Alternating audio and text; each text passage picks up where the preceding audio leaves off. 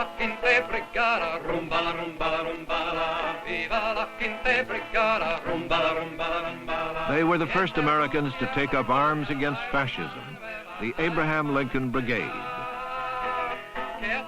They have been called the conscience of the 30s. They were all volunteers. They all served without pay, or for practical purposes, no pay. They all paid very heavily for their commitment, and over half of them lie buried in Spanish soil. The Spanish Civil War has been called the last great cause.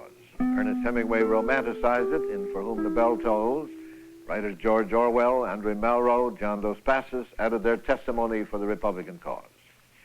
The brutality of the war and the terrible new weapons destroyed the idealism. There were atrocities on both sides, and the cynical manipulation of Hitler, Mussolini, and Stalin muddied the issues. To some, it was a war involving democracy, fascism, and communism, all three. To the Catholic Church, it was a war against godless, atheistic communism. To liberal intellectuals, it was a last chance to stop fascism. The war polarized both left-wing and right-wing thought and revealed the self-delusions of passionately held ideologies.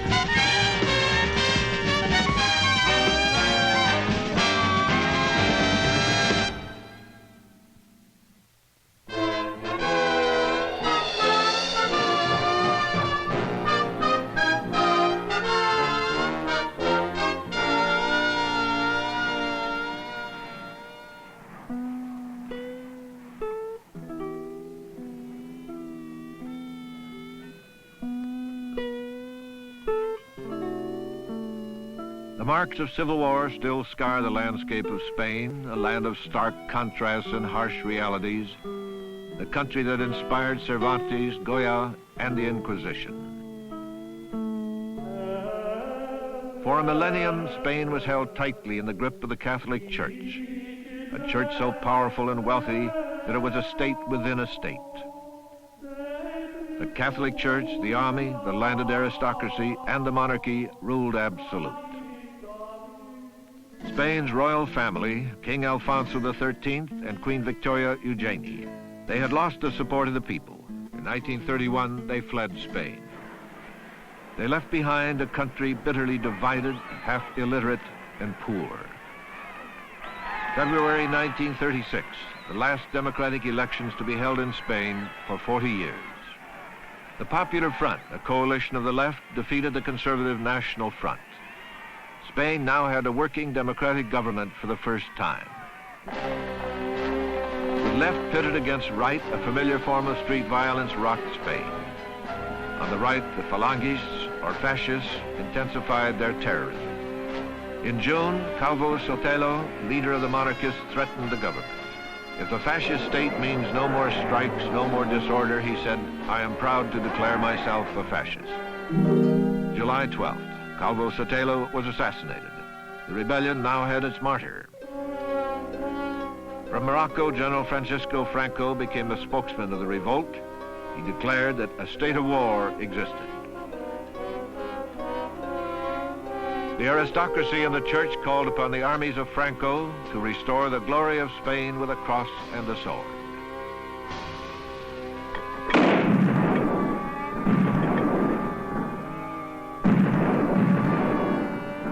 The Spanish Civil War was underway. It was a holy war and a class war.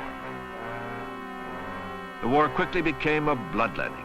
On the Loyalist side, in the first 3 months, frenzied mobs turned on their oppressors, the landowners, and the clergy. Hundreds of priests and nuns were murdered. On the Franco side, terrorism was a calculated military policy to control the local populace. American newsreels could not convey the grief and the horror of this war. I have seen a war on land and sea. I have seen blood running from the wounded. I have seen the agony of mothers and wives. I hate war. FDR called for a moral embargo on trade with either side in Spain. Mussolini openly announced his support of Franco. Il Duce, fresh from his Ethiopian victory, sent 70,000 troops to Spain, as well as tanks, artillery, and planes.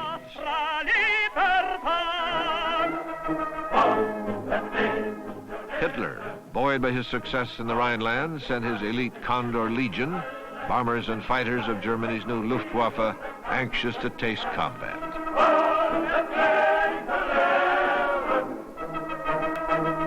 "6,000 specialized troops, artillery, tanks, and advisors.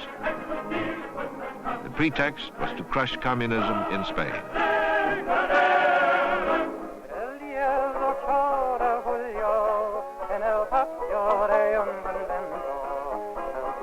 The Republican government undertook the overwhelming task of creating a people's army. They were high on enthusiasm and courage, but short on training, discipline, and weapons.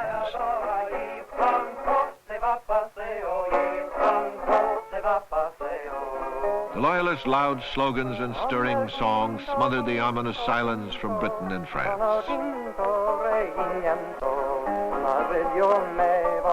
The duly elected Republican government of Spain could not even turn to its democratic neighbors to buy critically needed weapons.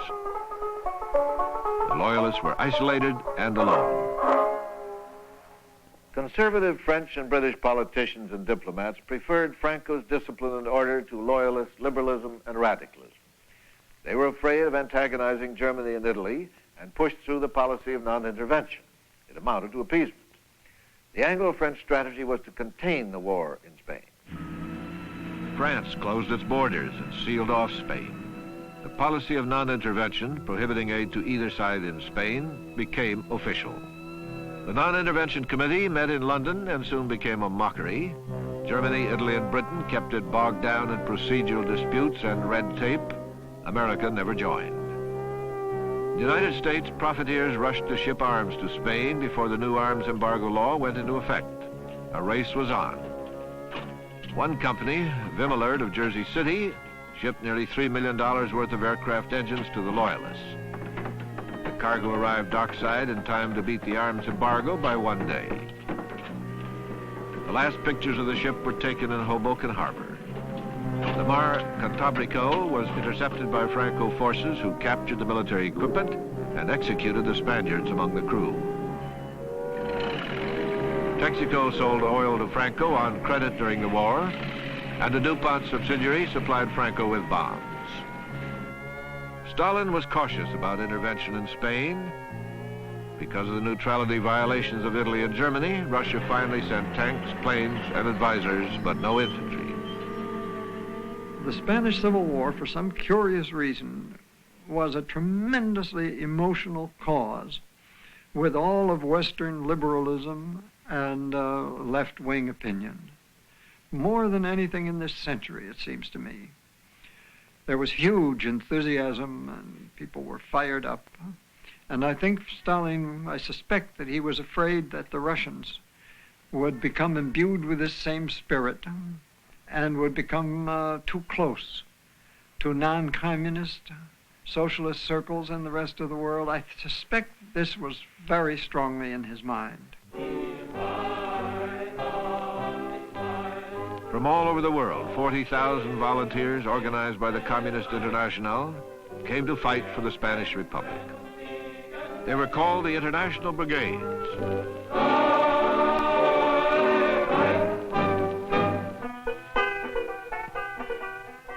And among them, more than 3,000 Americans, the Abraham Lincoln Brigade.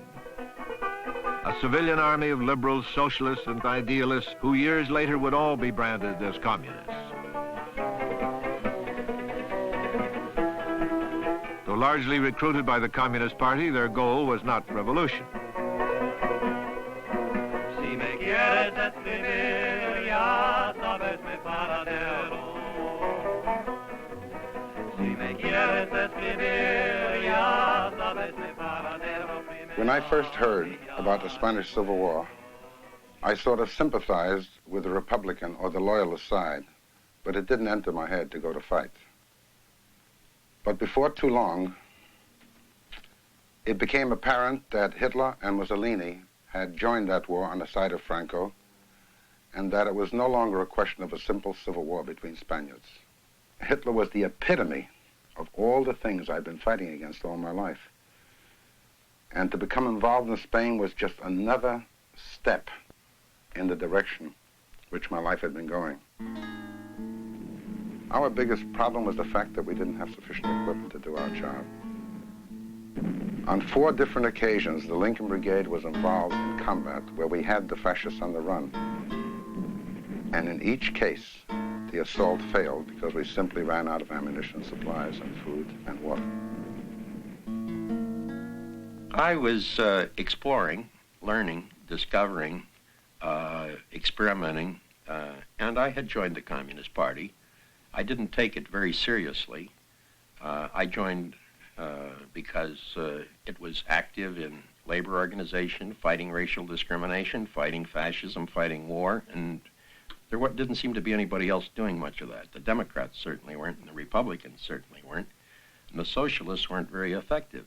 The Communist Party was very active and visible at that particular time. And I signed a party application card, and I had never read Das Kapital or State and Revolution or knew that there was such a thing as dialectical materialism. And yet I guess I could be technically identified as a communist, but ideologically I was still a Boy Scout. In 1936, the Communist Party joined forces with socialists and liberals to oppose fascism. The official policy conceived in Moscow was called the Popular Front. The party was not preaching revolution in 1936 or 1937. It was preaching opposition to fascism.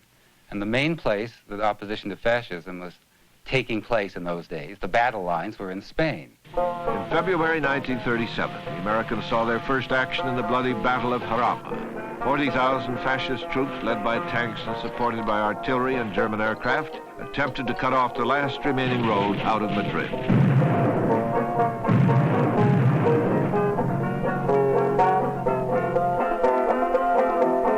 Viva la quinta brigada! Viva la quinta brigada! The young, green, and poorly equipped Americans were thrown into the counterattack. It was a suicidal mission against overwhelming firepower.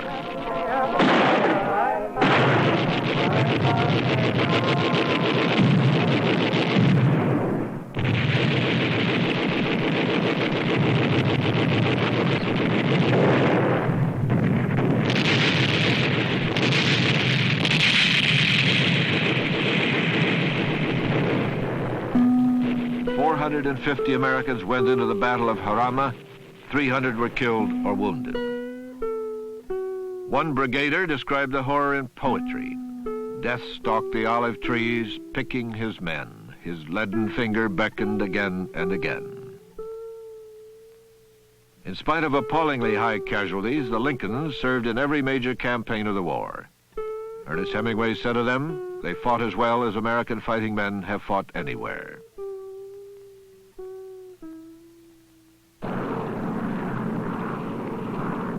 November 36, the Franco forces unveiled a new tactic, terror bombing of civilians. Madrid became the first major European city to experience a blitzkrieg. Hemingway called it mechanized doom.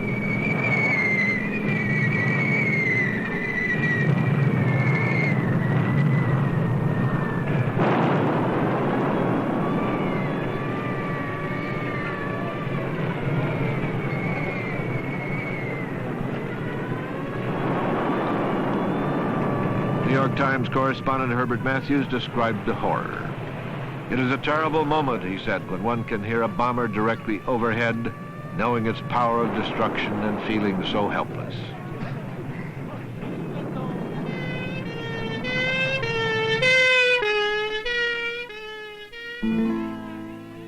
It's rather strange that Hitler never learned from this that bombs may break the bodies but not destroy the spirit of the people. In April 1937, the German Condor Legion bombed the Basque town of Guernica, later to be immortalized in Picasso's famous painting.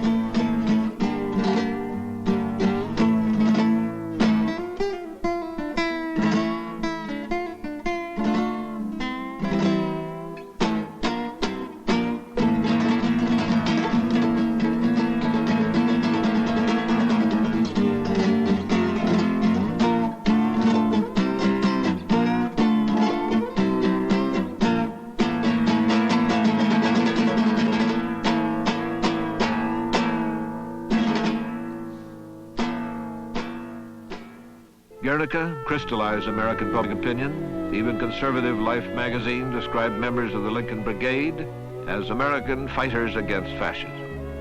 Political youth of Europe and America cried over Spain, rejoiced, got drunk, fell in and out of love over Spain. In Midwest American villages, families split over Spain. It felt like personal conscience on trial. On a Paris street, I met a young friend, Jimmy Lardner, the son of Ring. We will all have to meet this thing somewhere, he said. I just decided to meet it there. He was one of the very last American volunteers to die there. Before Guernica, most Americans were unconcerned about the war in Spain. After the bombing, there was a public outcry against the deliberate slaughter of civilians. In February 1938, three-quarters of those expressing an opinion favored the Loyalists. Claude Bowers, the American ambassador to Spain, passionately pro-Loyalist, urged repeal of the arms embargo. But Secretary of State Howell repeatedly ignored Bowers, and as late as May of 1937, said there is no evidence of German and Italian military forces in Spain. As President Roosevelt left for a fishing vacation, he was a man in a dilemma. His sympathies were with the Loyalists, but he held back for political reasons. President Roosevelt was much more interested about domestic issues, and part of the New Deal coalition was based on the Catholic support in the large cities of the East, and the Catholic support was on the Franco side in the war. So to support the Loyalists would have been to lose some of his political support and perhaps lose the momentum of the New Deal.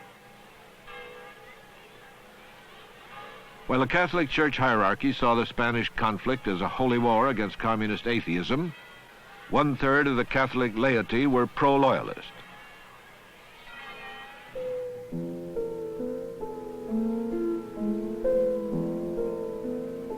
The hardships of the Civil War soon fell upon the children of Spain. The forces of Franco closed in on all sides in the Republican zone. Distraught parents sent their children to safety.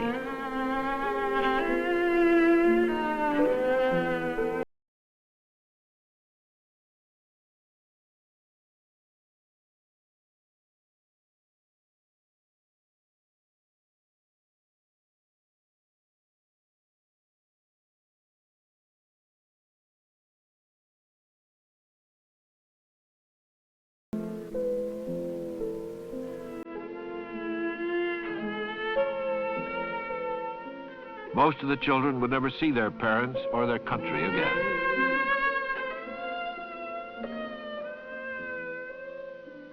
They would grow up in exile, in Mexico, in Russia, in France.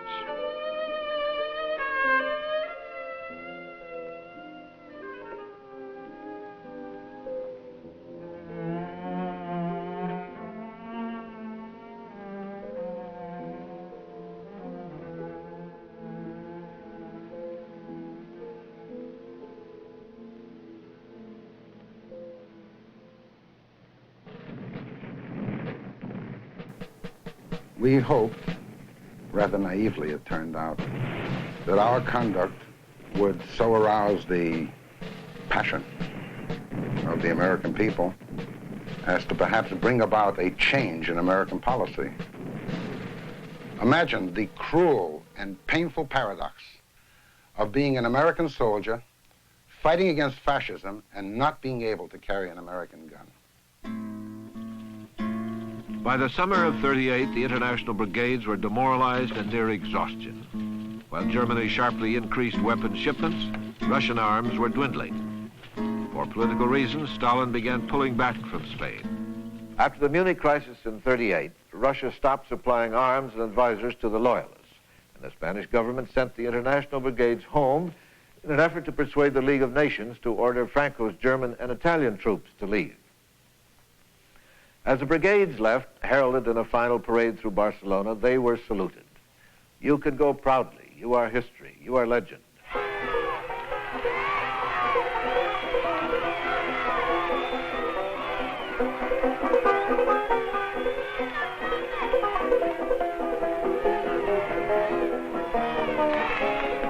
What name do we give men who fought for a cause in which they believed, hero or villain? In their lifetime, the brigadesmen would carry both labels and a precious memory. I was very young. I was witness to what I experienced as one of the most glorious pages in human history. Here was a people, almost a whole people, practically alone. They were withstanding the onslaught of world fascism at that time.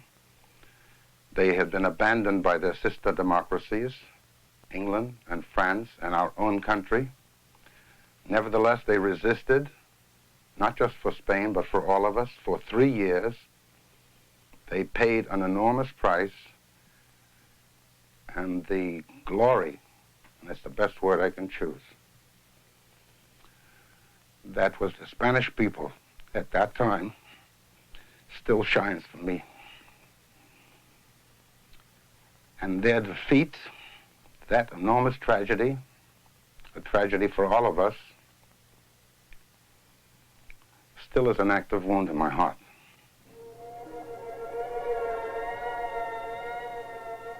The great exodus began. They numbered 300,000, those who fled to the frontier. In the clenched hands of some, a fistful of Spanish earth. Far away in Washington, President Roosevelt admitted that American policy had been a grave mistake.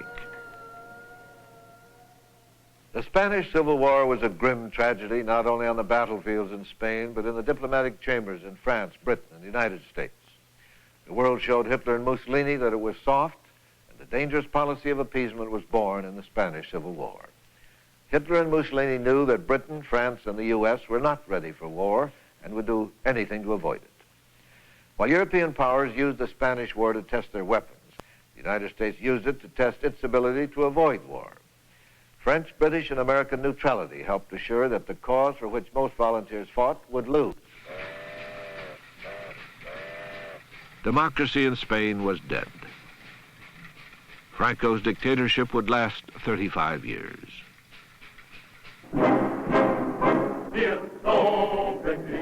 Berlin, June 1939. Adolf Hitler decorated the Condor Legion for its valor in Spain. For the first time, he publicly acknowledged their role in that war. 3 months later, they would be in Poland. 1 year later, in Paris.